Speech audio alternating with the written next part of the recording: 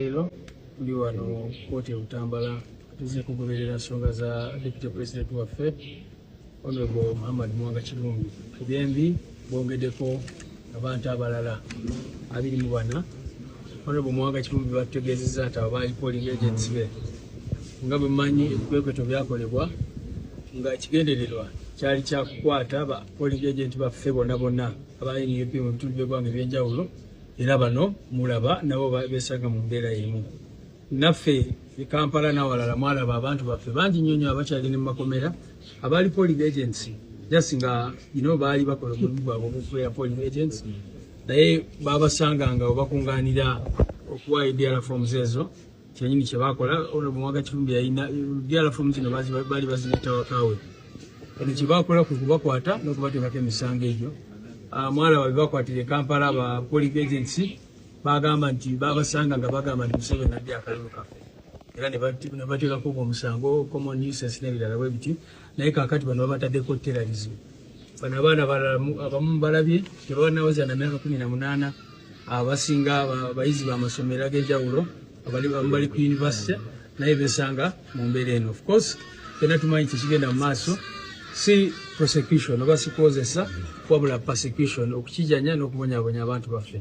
Bw'oba oyagala kitegeera bulungi olaba nti ono Deputy President waffe wa Buganda naye Deputy President waffe wa Western Uganda ne bwe twogerera tetumanyi waali Deputy President waffe wa Northern Uganda tanalabika. Bonna bakwatibwa ab'ebyokwerinda oba abaali badde ab'ebyokwerinda ne batwalibwa up to now tetumanyibwa bwe bali. So ekigendererwa kya state kyali kya cripplinga abokonzibya emirimu gya National Unity Platform era kiki kigenda maaso.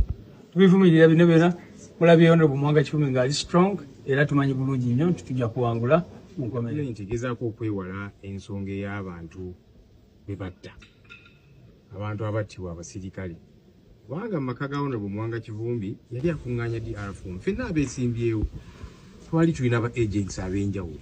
Kaakati ba agents ng'obabuulirawo bagenda okusanga bakuwe DRA form ezo ogende nazo ku talisenda tugenda ng'owuubangalo ogendayo ne DRA form. Kati buli omu yali afuna wazikuŋŋaanyiza abamu ng'abaatula mu ofiisi ye omulala ng'alina abalindira mu mmotoka Samoya abalala nti kati muzinsanzise ewaka tuzikuŋŋaanye. Kakati ba agents be baleese DRA form ze ewaka ewuwe si mu luguudo si mu katale ewaka ewuwe azikuŋŋaanyiza yeeteekateeka okugenda ku tali senta ng'ali nazo. Amagye ne poliisi kwe kulumba ne bakuba amasasi ne batta abantu. Kaakati gavumenti tugirumiriza kubanga yatta abantu.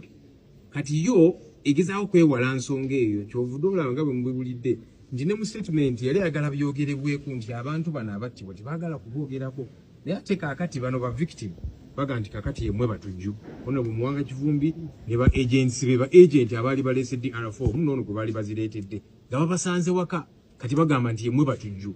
Ensonga eno tugenda givaako twagala gavumenti enoonyereze. Kale gambe nti Honorable Mwanga Kirumbi ye yagamba abasirikale tikakati mujje mukwate mundu nkube bano abantu naye ne bwe kibanga kiriwo ekityo bano bennyini abaakola ekikolwa ekyo bo bagenda kuvunaanibwa ddi. Ensonga eyo egenda kunoonyerezebwako ddi. So ensonga eyo tugenda givaako bajja kwebuzaabuza bakole bwe bati ne bwe bati nga baagala tugiveeko nti kakati bano be batujju n'ebirala. Abatujju tubamanyi abatta abantu bamanyikiddwa. Ensonga eyo twagala enoonyerezebweko ekyokugezaako kati okubifuula nti kakati bano balina obuzibu ate kigenda kukkirizibwa. Naye Mwanga Kirumbi tebannaba kumuggyako statement kubanga DPP aba atudde nga ku minzaani awuliriza sayidi eno n'awuliriza ne sayidi eno n'alyoka akola decision n'agamba nti kati tukyajinge. Kati akoze decision nga tetanawulira sayidi ya Mwanga. Ekyo kitegeeza ekintu kimu nti nno ofisi ya DPP kati ekozesebwa mu ngeri y'ebyobufuzi omuzungu kyayita weaponizing the law. Tumukwasizeeko tunaanoonyereza oluvannyuma naye nga tumaze omukwata ne tukola ki ne tumuteekayo. Bwe tulizuula nti talina musango waakiri tuliba tumusibyeyo emyaka 5 oba 4. Ekikolwa gavumenti eno kyetera okukola naddala ku bawagizi ba NUP nti olaba omuntu bamukwata ne bamuteekayo emyaka 5 7 naye nga tebamukyajinze oba nga bataddewo ekyaji naye nga tewali kunoonyereza. tosobola ganti okyajinza toli okwonoonyereze ekyo ffe tukivumirira era nga bannamateeka naffe twewunyiza nnyo ku kino kye tulabye olwaleero tugezaako kuleeta ensonga y'abantu abattibwa mu maka ga Muwanga naye ate gavumenti erabika nti teri interested mu kintu ekyo kye tulaba nti si kya bwenkanya kubanga abazungu bagamba even one is too many where life is involved ne bwabeera muntu omu nga yafa tetusobola teeka ekyo wansi wa kapeti tulowooza kyekyali badde kikulembera naye bw'otunuulira mpaticulars za keesi bagamba simanyi mwazibe kubo erigenda eggomba naye waliwo abantu abaafa ekyo temwagala kyogerako n'olwekyo ffe tulowooza nti gavumenti egezaako okukozesa ofiisi ya DPP ne kooti okusetolinga political scores oba okunyigiriza bannabyabufuzi betakkiriziganya nabo ekyo kitulowooza ffe ne mu kwagala omukuuma w'enkomi emyaka gyonna nga bwe badde bakola